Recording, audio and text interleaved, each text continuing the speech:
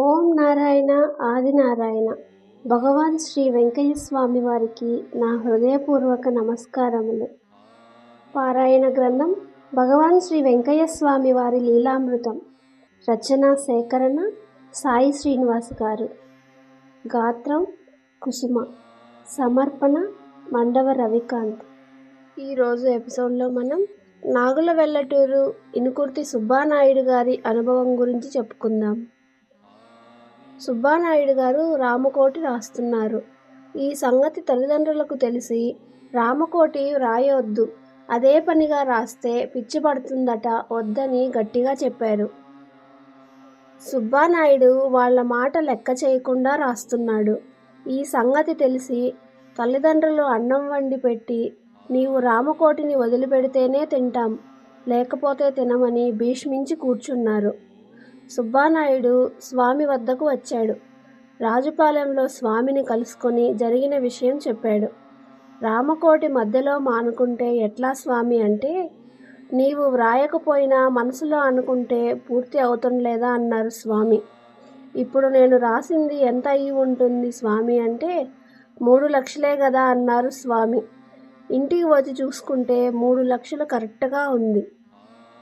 శ్రీ స్వామివారు సర్వాంతర్యామి కాకపోతే అంత కరెక్ట్గా నేను రాసింది ఎలా చెప్పగలిగారు? అప్పటి నుండి స్వామినే దైవంగా భావించి స్వామి నామాన్నే మనసులో అనుకొని రామకోటి రాసినంత ఫలితాన్ని పొందాడు. అదే నిజమైన భక్తి అంటే. గురువే దైవంగా భావించి సర్వం ఆయనలోనే ఉన్నాయని అనుకుంటే సకల దేవతలు సంతృప్తి చెంది వారికి చేసిన సేవలన్నింటికీ తగిన ఫలితాన్ని అనుగ్రహిస్తారు. ఒకరోజు నాగుల వెల్లటూరు నుండి కూచి కృష్ణమ్మనాయుడు, శేషమ్మనాయుడు గారు, రోసమ్మ ఇంకా కొందరు స్వామి బద్వేల్ తిప్ప మీద ఉంటే వెళ్ళారు. స్వామి వాళ్ళు అడిగింది చెప్పి వ్రాయించి దారాలు ముద్ర వేసిన కాగితాలు ఇచ్చారు. వీళ్ళు రాత్రి అక్కడే పడుకున్నారు.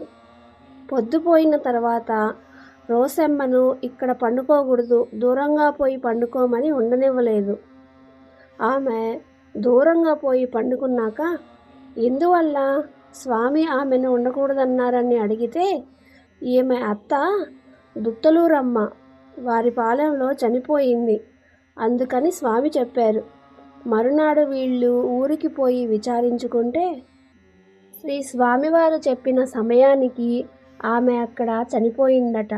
ఇది విన్న వాళ్ళందరూ స్వామికి ఎట్లా తెలిసిందా ఈ సంగతి అనుకున్నారు. స్వామి చూపుకు అడ్డే లేదు అని మరొకసారి రుజువయ్యింది. ఆయనకు తెలియంది లేదు, అందుకే ఆయన సర్వాంతర్యామి.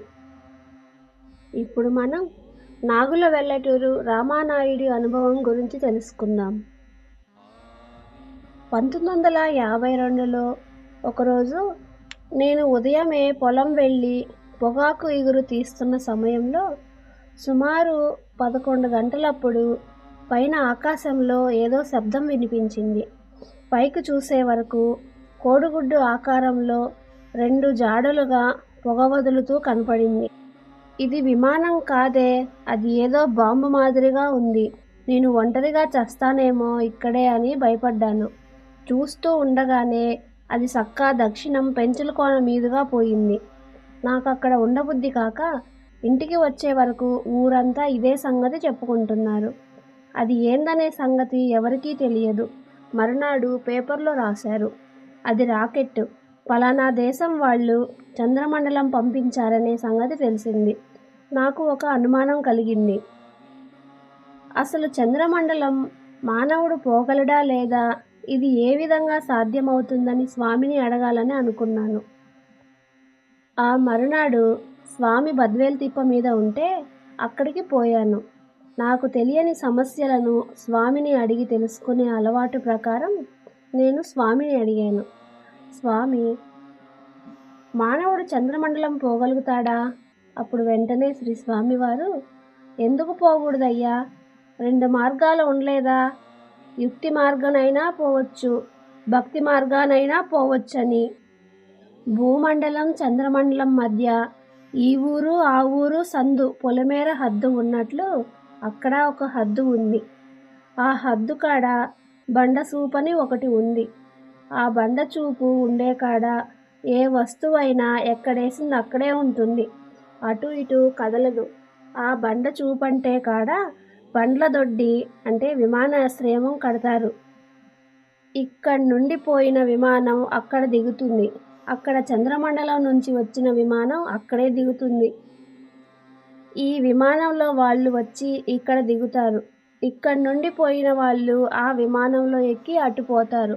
ఈ దేశం నుండి ఆ దేశం పోయినట్లు, ఆ దేశం నుండి ఈ దేశం వచ్చినట్లు చంద్రమండలానికి ఇక్కడికి తిరుగుతారు అని చెప్పారు శ్రీ స్వామివారు.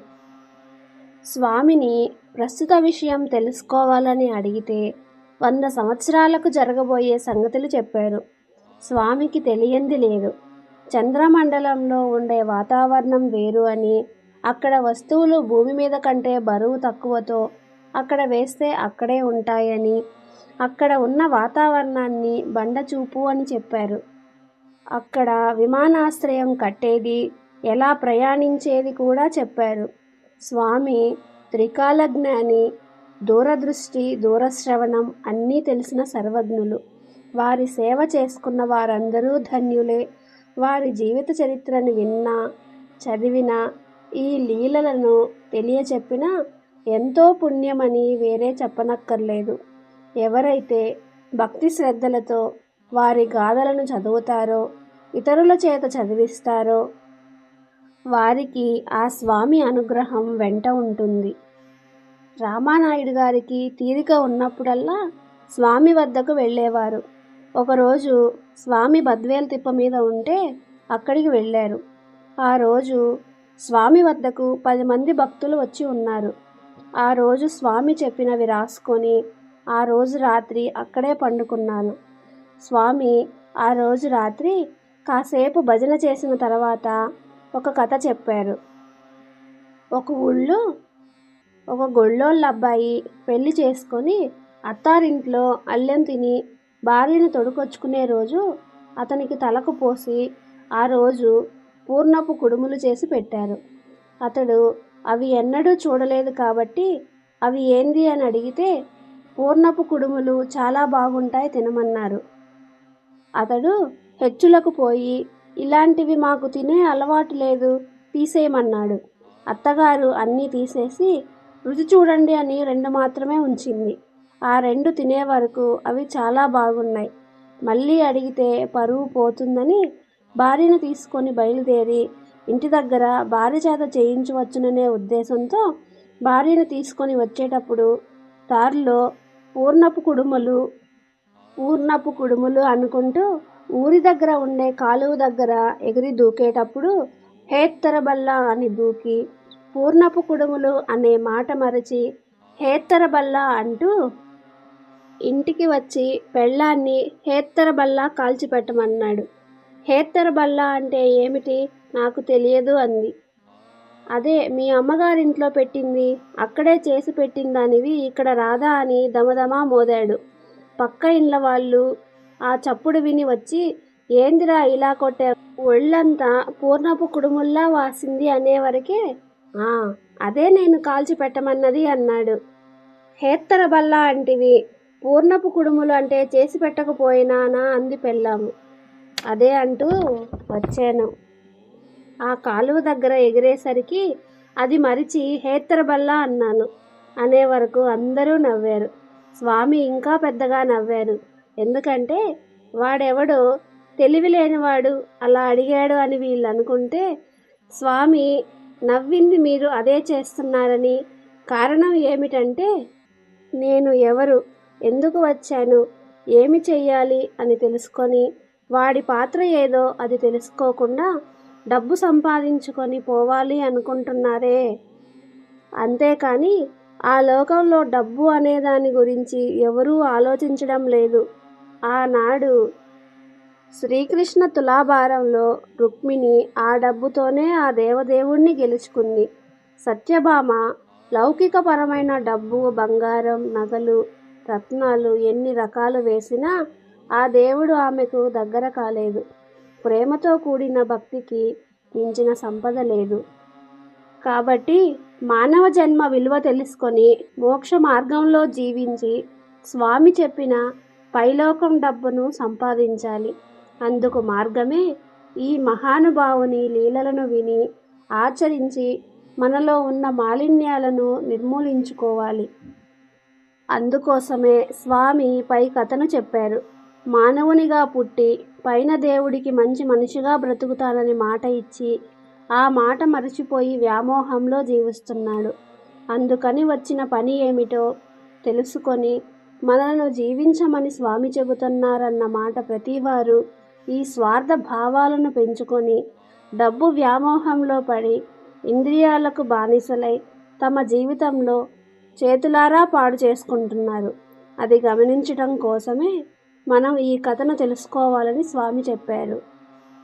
ఓం నారాయణ ఆదినారాయణ. ఈరోజు ఎపిసోడ్ ఇంతటితో పూర్తయింది. తరువాయి ఎపిసోడ్లో మనం శ్రీ స్వామివారికి ఉన్న బిరుదు తపోధనుడు గురించి తెలుసుకుందాం. భగవాన్ శ్రీ వెంకయ్య స్వామి వారికి జయము జయము. సర్వే జనా సుఖినో భవంతు.